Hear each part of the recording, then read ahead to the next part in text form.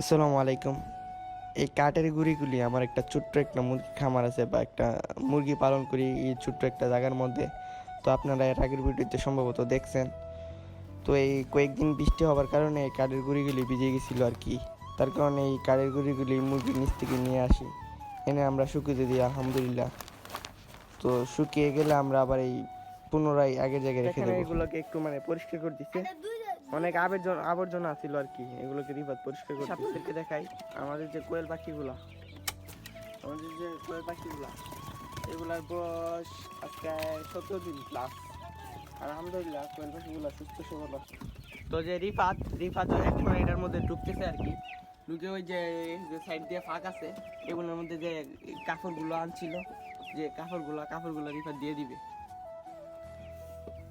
তাতে কাঠের গুঁড়োগুলো দিলে যাতে সাইড দিয়ে না পড়ে আর কি। তাই জন্য রিফাত এগুলোকে দিয়ে দিচ্ছিল। ভাই আইমান তো এই কাঠের গুঁড়াগুলি আনতে চাই। এখন আমরা এই কাঠের গুঁড়াগুলিকে এখানে রাখবো ইনশাল্লাহ।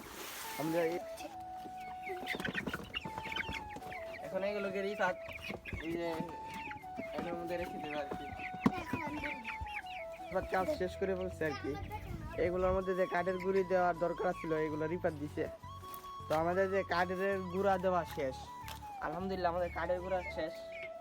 দেখতো ভালো হয়েছে। এই কাঠের গুঁড়াগুলো দিলে কি হয়, এতে কি মুরগি যে মলমূত্র করে এর ক্ষেত্রে কোনো জীবাণু থাকে না আর কি। এই কাঠের গুঁড়ো দেওয়াটা উত্তম। তো আলহামদুলিল্লাহ আমাদের কাজ শেষ। তো আমাদের জন্য সবাই দোয়া করবেন। আসসালামু আলাইকুম।